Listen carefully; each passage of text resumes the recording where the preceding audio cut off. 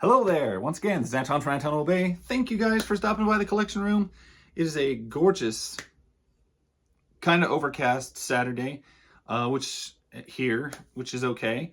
We don't get those very often. It's only like maybe 12 overcast days a year. This happens to be one of them. It's kind of nice every now and then. So one thing I've been doing lately is I really miss the 90s quarter bins that I used to go through. And I miss being able to get comics for like dirt cheap. It just doesn't seem like that's been feasible lately. Well, I've gone to local shops, I've gone everywhere, and $2-3 for old 90s back issues is about where I'm seeing it.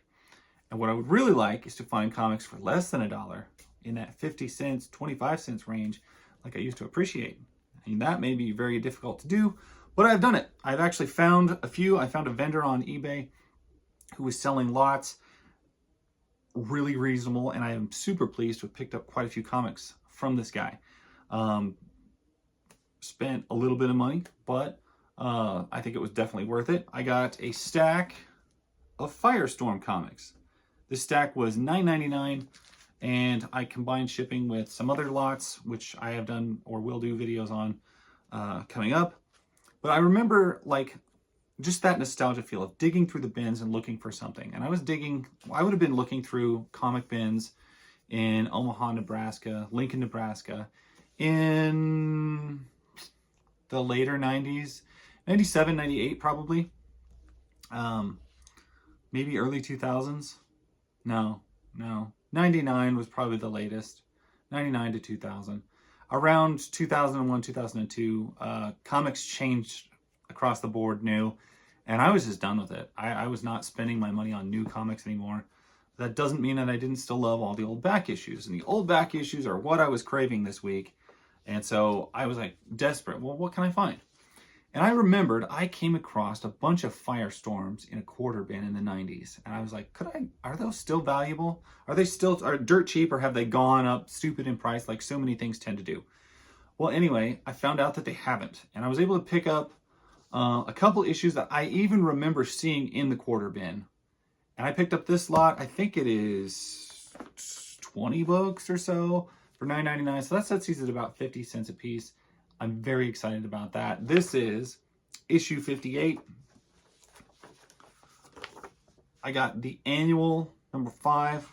So I did a video recently on annuals and the weirdness of annuals. I picked up this one, The Fury of Firestorm, number 24.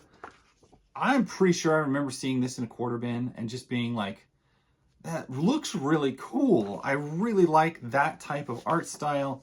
It's very 90s, very 80s. Just beautiful. And I remember trying to get these, but other books came up and I ended up not getting them.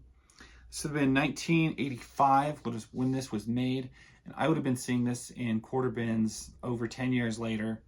Nobody wanted them. So in order to get that same vibe, and like I said, I can't bring myself to spend $6 to $10 on a comic book for every issue. That's asinine. And that's what most places want these days. And I'm like, it's not worth it.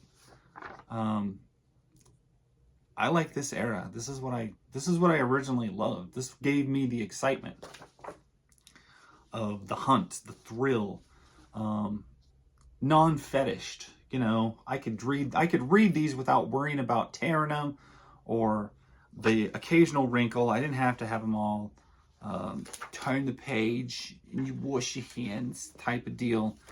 They were just something that I could read, collect, and love without like over caring about, if that makes any sense. Hope it does. But this set of Firestorm I was just really pleased with. Like I said, $9.99, and then I think the shipping split was about $3 something with some of the other lots that I picked up. But I can hear a baby in the other room. Give me just a minute. So you have to admit, some of these have some pretty stellar covers on them. I'm not sure exactly where it was. With decent interior art too. I mean, I like this stuff.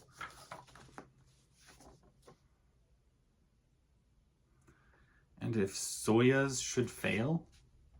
Soyuz rocket? Soyuz space station? What are we talking about? I'm not sure what's going on there. Anyway, yeah, these got some super cool covers to them. I never really knew much about Firestorm. Back in the day, I did not read DC at all. Never picked up anything that was DC. Ever. That was just not my thing. And honestly now, a lot of the 80s and 90s Marvels have gone up so much in price. Freaking New Warriors is expensive now. Like, whoever wanted the New Warriors back in the day? So all these books I've seen go up. Dazzler, the series, is really expensive. You just could get Dazzlers out of a quarter bin anywhere. So I like that DC, with their modern cinematic universe and their TV shows and everything, have bombed so hard that they kept their old comics low priced. So I appreciate that. Thanks for your failure, DC. Makes it more fun to collect your old stuff. Makes it affordable. I like it. Marvel, you'll get there, don't worry. I'll be able to buy your shit again too, because you'll crap it out so hard that nobody will want it either. Now, he goes through a big transformation in appearance here, and I'm not sure what's happening. I'm sure somebody who's more familiar with this title would be able to be like, oh yeah, that's from part of this story he changed here. I don't know. I just noticed a big difference. And he looks kind of like a little more demon-based. I think he looks much cooler in his old outfit. But his old character design is, I mean, second to none. That old DC, what was the toy line? They were by Mattel Classics, DC Classics or something like that. Mattel DC Classics. They had like the best Firestorm figure. And it's one that I still appreciate today. And, you know, it's in my collection. It's not going anywhere. It's one that I never sold because it's just that good. Yeah, I'm not a big fan of this other look. Let's just see when this happened. 1990? So maybe this was before. Maybe it was a little, no, the other ones I was looking at was late 80s.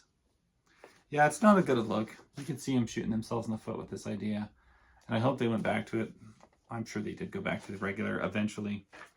But anyway, cool book, cool title. And like I said, to get, I did not even count those. I don't remember what it said. 10, 15, 20, 23 issues for $9.99. I'll take that. Yeah.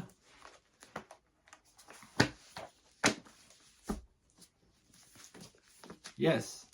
So this makes me feel like something I got out of a quarter bin. It's a good price. And for me, collecting should not be about the high dollar books, stuff like that. That is not the market I'm looking into anymore.